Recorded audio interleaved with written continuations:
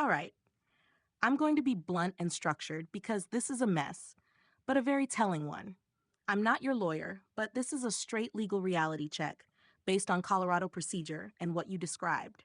1. If it was a rehearing for defendant Thayer, what was it actually for?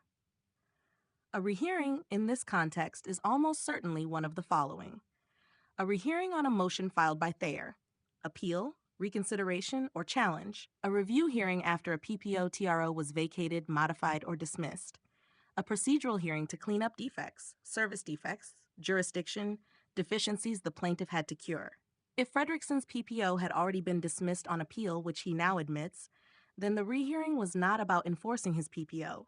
It was about Thayer's rights, the court correcting or finalizing dismissal, or addressing Fredrickson's procedural failures.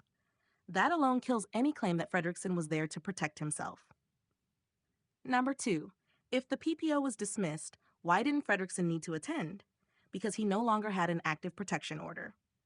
Once a PPO is dismissed, there is no enforcement, no protected status, no emergency authority, no reason for the petitioner to appear unless ordered mito. If the rehearing was at Thayer's request, Fredrickson's presence was voluntary. That matters a lot. 3.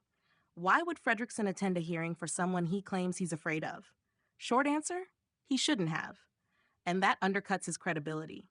Colorado courts look hard at behavioral consistency in protection order cases. Here's what a judge sees: claims fear of Thayer, PPO dismissed, files a new TRO anyway, says he doesn't need to attend a hearing, attends anyway, sits within 12 feet of defendant's partner, waits for defendant in the parking lot, chases defendant on foot, chases defendant by vehicle, yells I won, admits to police he knows he shouldn't have followed, claims service as justification, legally impossible. That is not fear behavior. That is engagement, pursuit, and provocation behavior. Judges are extremely sensitive to this distinction. Number 4, the serving the TRO claim is legally dead on arrival. You're correct, and this is not debatable. In Colorado, petitioner cannot serve their own TRO. Law enforcement cannot serve civil TROs unless authorized. Valid service must be by sheriff, licensed process server, adult non-party, non-restricted individual. Problems for Fredrickson. He is the petitioner. His roommate would be restricted under TRO proximity rules. Driving around together, chasing the respondent is harassment, not service. Email service is invalid without a signed, notarized waiver. He admitted police told him to go back to court. This makes his explanation to police legally false, even if he believed it. 5. The live stream gun brandishing matters more than he thinks. That video is devastating to him. Why? Shows intoxication, shows threatening statements, shows firearms brandishing, shows disregard for court orders, shows fixation on the defendant, establishes intent and mindset. If this comes in, and it can, depending on foundation, it supports mens rea for harassment, supports reasonable fear by defendant, undermines any TRO justification, exposes Fredrickson to more scrutiny, not less. Number 6. Does attending the hearing negate Fredrickson's TRO claim? Not automatically, but it seriously weakens it. TROs are about imminent danger, avoidance, de-escalation. Voluntarily placing yourself near the person you claim threatens you, then pursuing them afterward, contradicts the legal premise of a TRO. Judges hate that. Number 7. How likely is Fredrickson to beat the harassment ticket, CRS 18911C? Real talk. His odds are not good.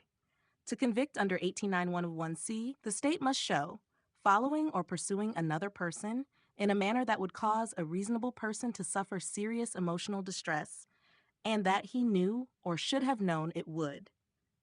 The evidence against him: multiple pursuit phases, foot plus vehicle, public yelling, police eyewitness confirmation, defendant calling police, admission, I know I shouldn't have followed, no lawful service authority, no papers in hand, prior threatening live stream, pattern of fixation.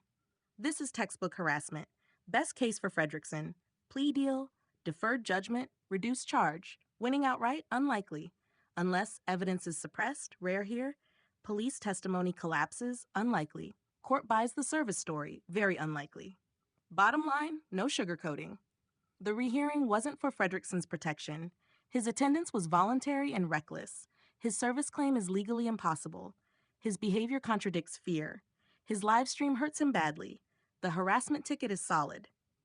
If this were a credibility contest, Fredrickson is losing. If you want, I can. Break down how a judge will likely phrase this on the record. Map out how this affects any future TRO PPO attempts. Help structure this into a clean, factual timeline for court or counsel. Just say the word.